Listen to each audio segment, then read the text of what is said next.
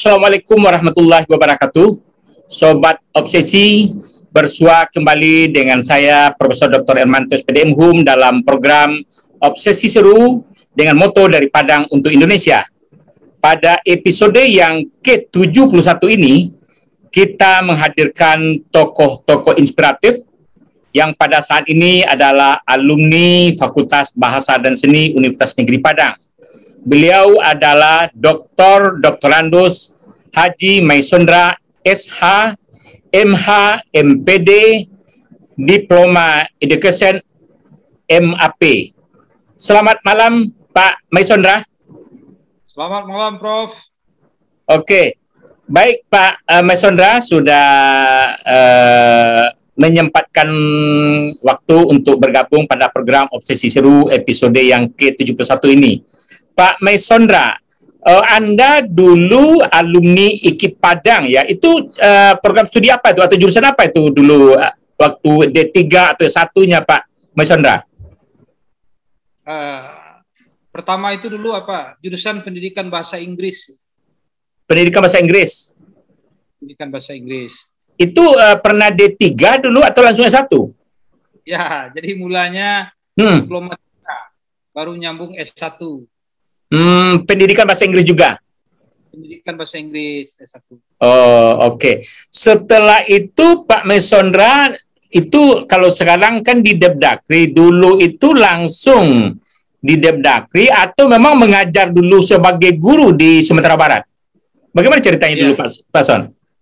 Jadi begini Prof, pertama kuliah saya dulu tahun 88, angkatan 88 pada diploma 3 Pendidikan Bahasa Inggris. Kemudian lanjut mengambil S1 jurusan Pendidikan Bahasa Inggris di Padang masih. Kebetulan kita diangkat menjadi PNS tahun 9 gitu, kita angkat PNS ya. Masih ingat wisuda itu bulan Agustus, bulan September kita jadi PNS. Kebetulan ada buka peluang ya. Ada buka apa? Nah, kita tahun itu juga langsung saya ditempatkan menjadi guru di SMA 3 Padang. Ya, SMA 3 Padang. Nah, SMA 3 Padang. Iya. Itu awal karir saya itu. Tapi sebelum bisa juga saya sampaikan di sini, dengan ijazah diplomatik saya sebetulnya juga sudah lulus sebagai PNS di lingkungan Depak. Berarti ada 2 PNS waktu itu? Bisa kita lulus pertama itu dulu dengan ijazah D3 ya di lingkungan Depak, Provinsi Sumatera Barat. Kemudian begitu SK keluar, ada kesempatan saya mengambil S1. Saya mengundurkan diri jadi pegawai di Depak. Melanjutkan S1 dulu. Menyelesaikan S1 dulu. Karena hitung-hitungannya motivasinya seperti dikatakan ya, kalau D3 itu dulu kan pengangkatan 2C. Ya. 8 tahun mencarinya. Dengan kuliah hanya 1 tahun. Itu pertimbangan pertamanya itu. Oke. Oke, baik Pak Maisondra, ini yang menjadi pertanyaan saya dan termasuk juga pemirsa. Kalau dilihat dari gelar Anda, gelar Anda ini cukup banyak ya. Ini ada doktor, ada doktorandus, ada SH, ada MH, ada MPD, ada diploma ID, education, dan ada MAP. Ini Anda, apakah Anda tidak puas dengan pendidikan itu? Gimana maksudnya tuh Anda? Kesibukan juga bisa dibayangkan, itu bagaimana tuh caranya mengikuti perkuliahan yang cukup banyak gelar ini? Iya. Jadi Prof, berkenaan dengan motivasi ya di bidang apa yang latar belakang pendidikan itu sangat beraneka ragam pula motivasinya, tergantung kondisi saat itu. Kondisi saat itu. kadang-kadang motivasinya kurang pas juga, tetapi saya pikir yang namanya melanjutkan pendidikan apa saja itu akan ada manfaatnya. Ya. Jadi pertama saya ambil D3, mengambil S1 dengan motivasi, ya kalau kita pegawai tentu lebih cepat dalam pangkat atau karir kita. Ya, itu motivasi itu. Kemudian tahun 96 saya juga langsung mengambil S2 waktu itu. S2 di mana? Di UNP juga. Kalau tidak salah saya 96 itu angkatan kedua mungkin ya. Angkatan kedua di UNP. Kemudian juga sebelum saya melanjutkan S2 itu menjelang bersamaan dengan kuliah D3 dan S1 tadi, saya juga kuliah di Fakultas Hukum UNAN. Jadi waktu itu dua kuliah di dua universitas yang saya jalani, di IKIP Padang dan di Fakultas Hukum Universitas Andalas. Nah, motivasinya yang di Fakultas Hukum itu waktu itu ya sesuai dengan keadaan waktu itu. Ya kita melihat teman-teman yang satu alumni sekolah sama kita, tidak berapa orang yang kuliah di IKIP Padang waktu itu. Teman-teman banyak ya di universitas lain. Di antaranya UNAN.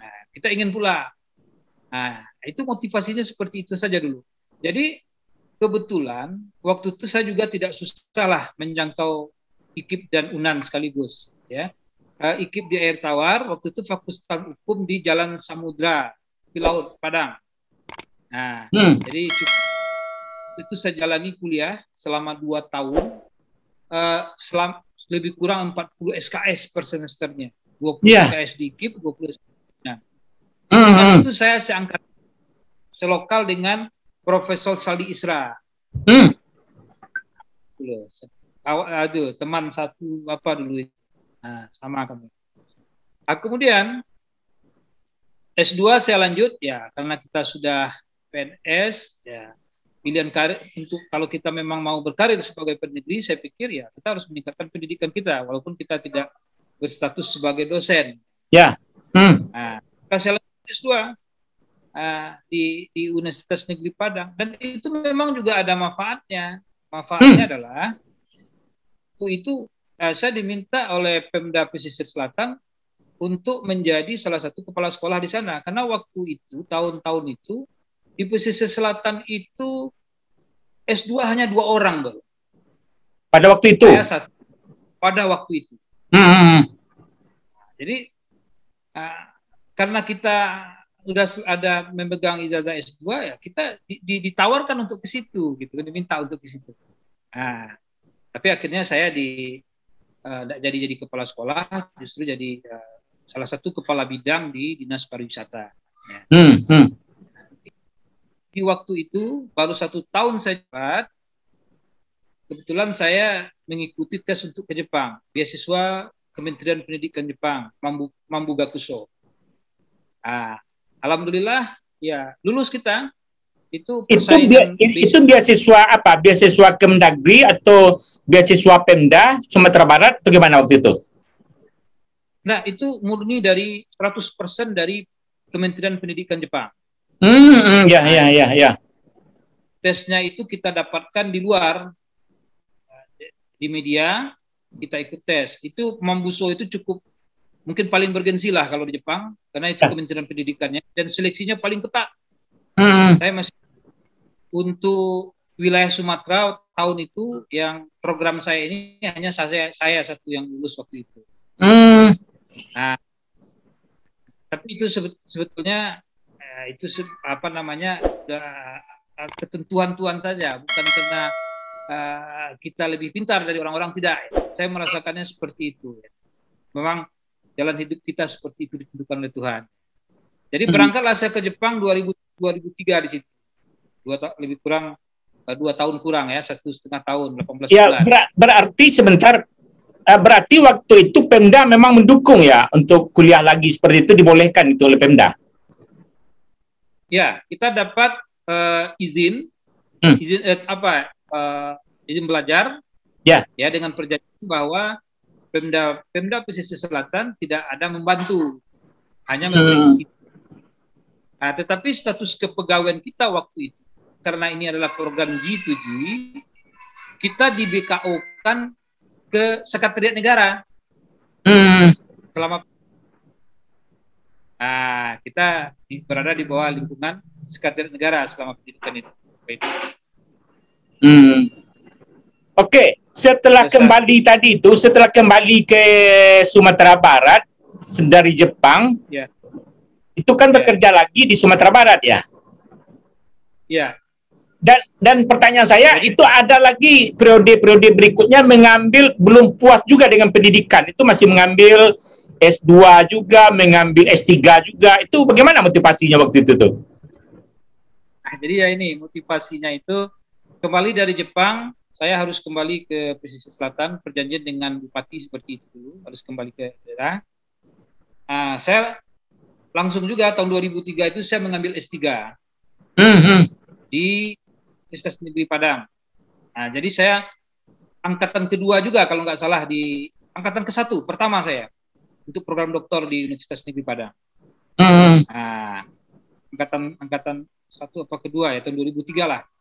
Jadi di awal-awal. Selanjutnya saya berpikir, kembali dari Jepang saya ditempatkan tidak lagi menjadi guru, saya di lingkungan pemerintah daerah.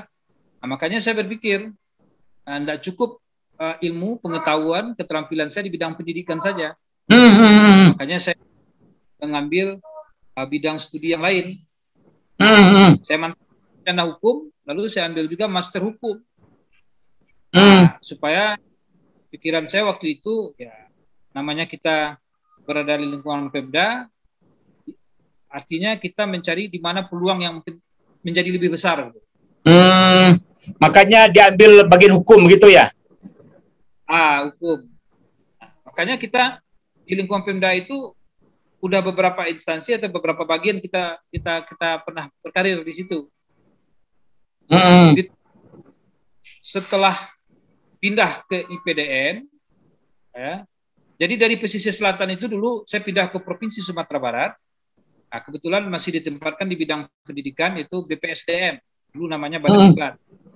Saya menjadi salah satu kabid di situ dulu. Selama kurang lebih 6 atau 7 tahun lah saya jadi kabid di Badan Diklat Provinsi Sumatera Barat itu dulu.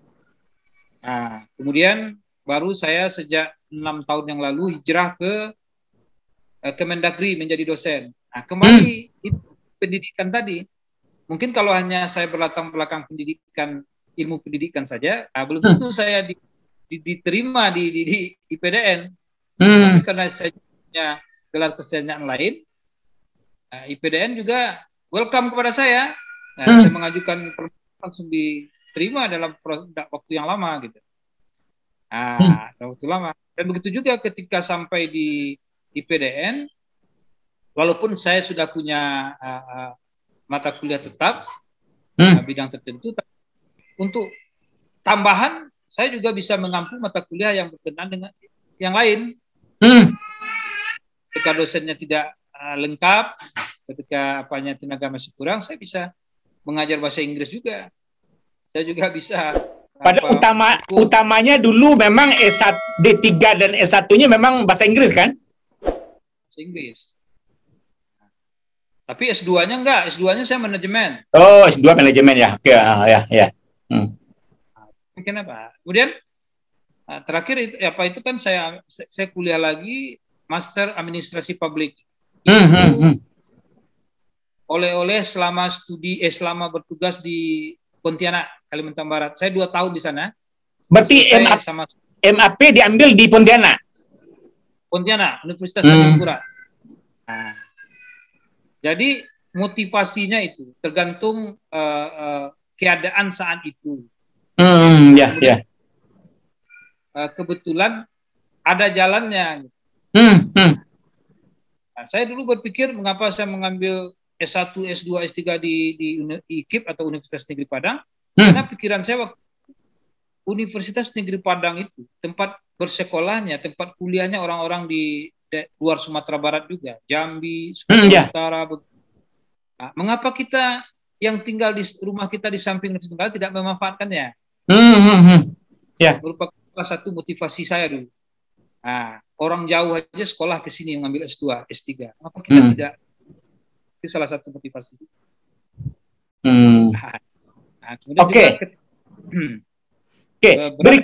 Berikutnya saya ingin nanyakan, ini yang tugas belajar yang ke Jepang, tapi yang lain itu diambil bersamaan dengan pekerjaan ya. Itu bagaimana kesibukan mengaturnya itu? Ya, alhamdulillah pengalaman yang saya lewati selama ini, yang pasti saja kita mendapatkan izin kuliah dari atasannya. Di pesisir selatan dari bupati, dari gubernur. Ketika saya kuliah itu izinnya langsung dari Mendagri. Nah, pertama izin ini yang penting dulu untuk mencari apanya, bahwa kita tidak kuliah tidak biar Pak ya, jadi tanpa izin semua. Kemudian masalah kesibukan dengan kerja, ya sebetulnya keadaan saya juga mendukung mungkin, ya, karena kecil, masih belum punya perhatian besar. Jadi paling-paling pikiran saya hanya tercurah untuk di kantor dan untuk kuliah. Nah, sementara anak-anak yang masih kecil ini belum butuh betul perhatian. Saya manfaatkan saja. Kemudian juga sebetulnya untuk melanjutkan pendidikan atau menimba ilmu di mana saja, itu saya pikir tidak sulit kalau masalah waktu. Seperti mungkin ketahui, selama jadi PNS, ya terutama di Provinsi Sumatera Barat, itu saya sangat banyak mengikuti MOT, TOT, pelatihan, bahkan mungkin ya termasuk yang terbanyak lah saya di lingkungan Pemda Sumatera Barat itu yang memiliki sertifikat keahlian. Nah, itu sebetulnya juga bukan masalah waktu dan biaya sebetulnya. Itu semua bisa kita sikapi. Sebagai contoh begini, saya sering tugas menumpang ke Jakarta, katakanlah tiap bulan. Nah, biasanya orang hanya memang pergi tugas. Padahal kalau kita jujur, kalau kita diberikan tugas ke Jakarta, itu tugas 3 hari atau 4 hari. Paling waktu yang dipergunakan untuk kegiatan hanya 1 hari aja. Nah, itu 1-2 hari izinnya seperti itu. Nah, saya biasanya dulu kalau ada tugas ke Jakarta, umpama minggu depan, saya hubungi lembaga-lembaga pendidikan, badan-badan diklat, baik itu di Jakarta, di Bandung, di Bogor, dan segala macam. Apakah mereka ada mengadakan MOT, TOT? Nah, kalau ada saya langsung mendaftar. Jadi begitu selesai tugas di Jakarta 1 hari, saya langsung bergabung. Biasanya MOT, TOT itu kan cuma 3 hari, 5 hari. Nah, jadi saya tiap bertugas ke Jakarta, bukan menyelesaikan pekerjaan saja, tapi sekaligus membawa sertifikat pendidikan. Jadi nggak ada tambahan biaya dari kantor, Nah, motivasinya di samping ilmu juga pertemanan, baik waktu kuliah maupun mengikuti diklat dan lain itu. Jelas kita bertambah ya, wawasan kita bertambah, sahabat kita berteman kita juga bertambah, nah, kita juga menjadi banyak. Oke. Baik, Pak Son. Kalau kita telusuri lagi, jabatan Anda ini tadi kan awalnya dari kepala sekolah, kemudian ke Kabupaten Pesisir Selatan, itu berikutnya seperti apa pekerjaan-pekerjaan yang dilalui Pak Mesondra? Jadi begini Pak Prof, ya. Saya kebetulan ya hanya mengikuti ya seperti air mengalir saja. Kadang-kadang apa yang kita rencanakan itu tidak sesuai dengan kenyataannya. Nah, saya dipanggil oleh Pemda Pesisir Selatan waktu itu untuk menjadi adalah sekolah SMA 1 Painan. Itu dalam panggilan. Nah, tapi pas dari karena satu dan lain hal, saya nggak jadi dilantik jadi kepala sekolah, justru saya menjadi kepala bidang di Dinas Pariwisata. Ikuti saja. Jadi ke struktural saya larinya. Jadi dari fungsional ke struktural. Nah, kemudian juga pindah ke provinsi, di pesisir selatan, saya juga di saat-saat terakhir itu saya juga difungsionalkan lagi. Tapi kemudian saya pindah ke provinsi, struktural lagi. Nah, jadi kalau saya ngitung-ngitung, saya sudah 3 kali menjabat fungsional dan 3 kali pula balik-balik ke struktural. Nah, jadi karir seperti itu. Jadi apalagi kalau kita berkarir ya hanya dengan memakai tulang 4 rusuk ini aja. Kadang-kadang kita dihempas, kadang-kadang ada saja yang mau mengorbitkan kita mengikuti itu saja. Karena kalau saya berprinsip ya, pegawai negeri ini ya tidak boleh berpolitik praktis, tidak boleh berpihak sana sini. Jadi saya terserah saja. Ketika kita dipakai tenaga kita terima. Ketika tidak, ya tidak apa-apa. Jadi saya mengikuti apa seperti itu. Tapi yang pasti saya sudah berkarir 3 kali sebagai fungsional, 3 kali sebagai struktural juga.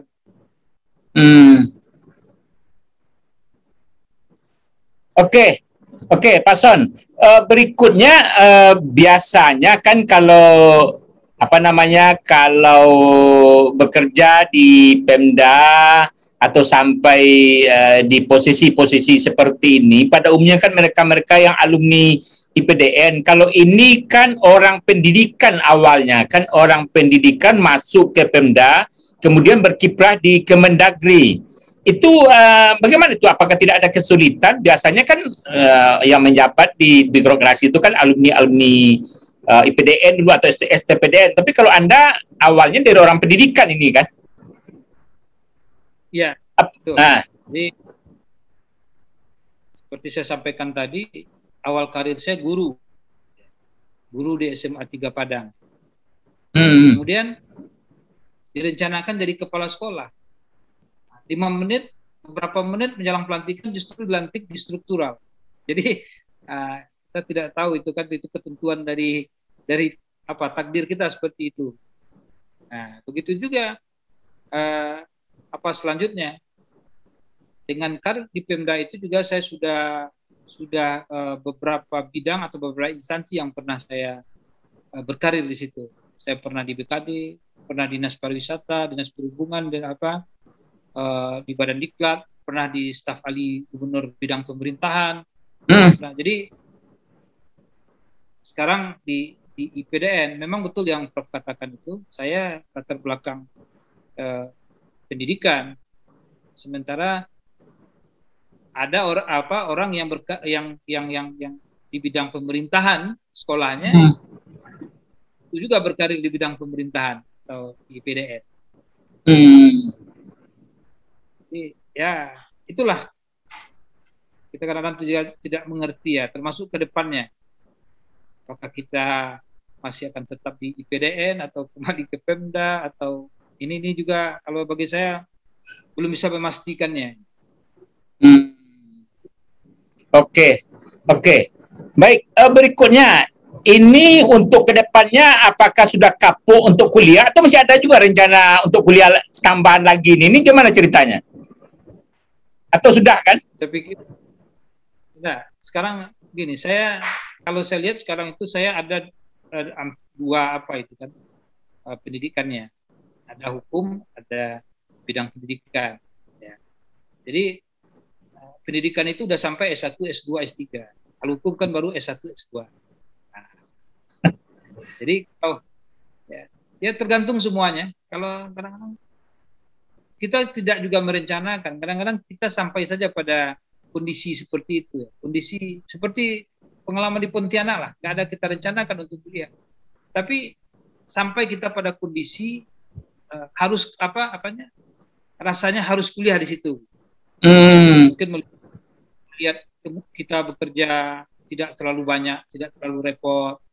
Kampus kita, tempat kita mengajar dengan kampus kuliah tidak terlalu jauh. Nah, jadi tempatkan situasi saja. Oke. Baik. Beberapa saudara Anda juga berkiprah di di birokrasi juga ya?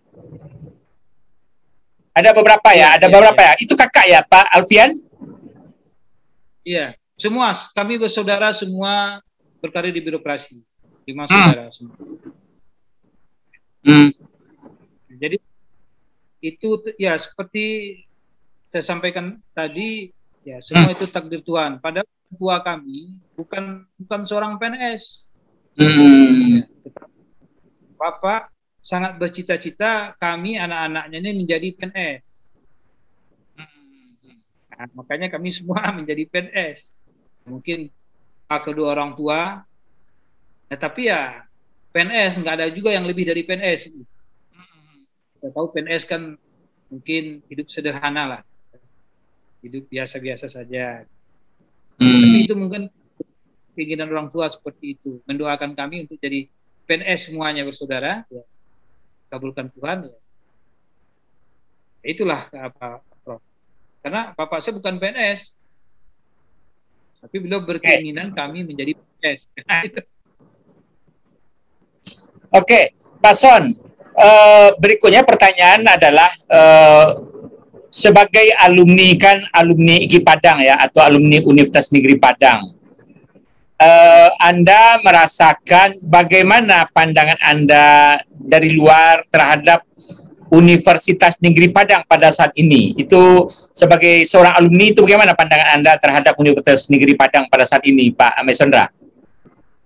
Ya, jadi Universitas Negeri Padang saya lihat semakin besar. Bahkan 2 hari yang lalu saya baca di media, itu termasuk 5 besar kampus terbaik di Indonesia, versi mana lupa saya. Jadi bahkan saya pernah juga beberapa waktu yang lalu membaca, ya termasuk diperhitungkan juga di tingkat dunia sebetulnya, di ranking berapa ratus saya nggak ingat, tapi ada nama UNP saya lihat. Itu satu. Yang kedua, kita lihat alumninya juga berkiprah. Banyak alumni UNP. Katakanlah ada wali kota Padang, kemudian juga mantan wali kota Padang lupa Fauzi Bahar itu UNP. Kemudian kalau kita lihat sebelum-sebelumnya juga ada wali kota Sawalunto yang dulu sekali itu juga UNP. Wali kota Padang yang sebelumnya Pak Zuen Rais juga dari UNP, dari IKIP ya, dulunya IKIP. Kemudian juga yang berkarir di bidang militer saya lihat juga banyak yang berpangkat perwira menengah, sebelumnya dari alumni UNP ini. Jadi saya kira kualitas alumni UNP ini jelas tidak kalah, bahkan lebih ya dibanding dari apa lain. Karena begini, saya mengalami sendiri studi di Universitas Negeri Padang, studi bidang pendidikan ini rasanya wawasan kita luas ya. Katakanlah kita belajar apapun jurusan kita, kalau di UNP itu kita belajar fisikologi ya. Itu untuk tugas sehari-hari, untuk bergaul dengan masyarakat, itu sangat besar manfaatnya. Nah, jadi kita walaupun bidang pendidikan, di bidang kepemimpinan nggak kalah. Katakanlah ketika menjadi pejabat publik atau menjadi kepala daerah, kepemimpinan seorang alumni UNP itu nggak kalah, karena dia bekal ilmunya lebih banyak. Salah satunya psikologi. Psikologi kita belajar psikologi, semua jurusan di UNP di IKIP. Nah, itu belum tentu dimiliki oleh alumni lain. Dan ketika berkecimpung di masyarakat, itu bermanfaat, saya rasakan sekali. Bermanfaat. Jadi kepemimpinan kita, cara pendekatan pada masyarakat, kita nggak kalah, bahkan hal itu lebih unggul. Oke, baik. Berikutnya Pak Mesondra, ini pertanyaan terakhir barangkali. Anda sekarang sebagai dosen ya, tentu pakai NIDN. ini punya cita-cita atau memang bisa prosedurnya menjadi seorang guru besar misalnya di STPDN di Indonesia? Itu memungkinkan enggak menjadi guru besar?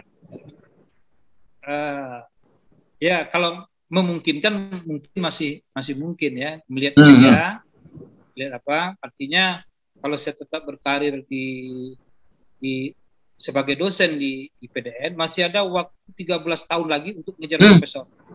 Kalau dalam 13 tahun itu tercapai profesor ya kita bisa lanjut lagi ya tugasnya. Jadi masih ada kesempatan 13 tahun lagi untuk mengejar. Tapi tetap ke depan saya juga tidak bisa pastikan.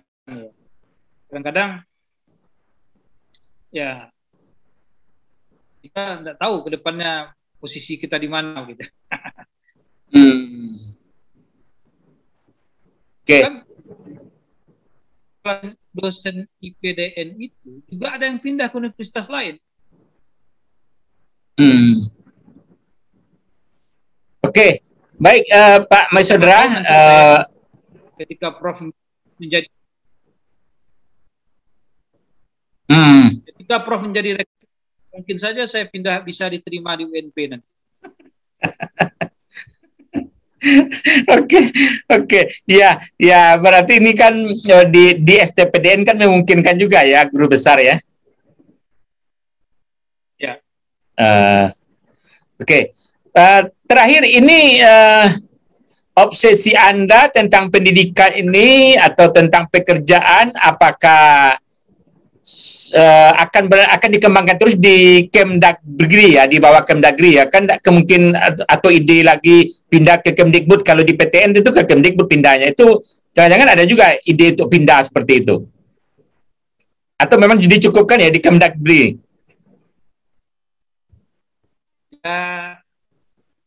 Tergantung main lebih apa aja nanti ya, bagaimana kondisi ya, bagaimana kondisi.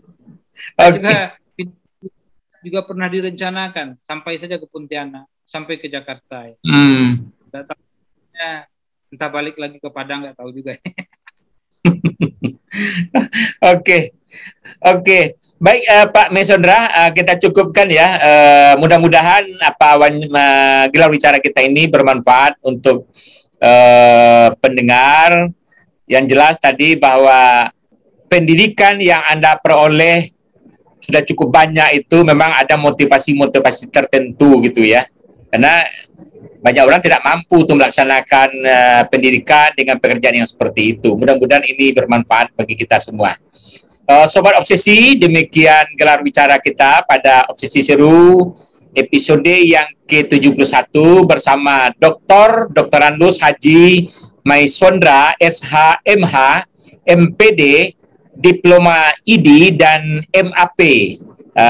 Beliau adalah alumni Pendidikan Bahasa Inggris FBS Universitas Negeri Padang yang dulunya pada masa itu adalah IKIP Padang. Mudah-mudahan bermanfaat bagi kita semua.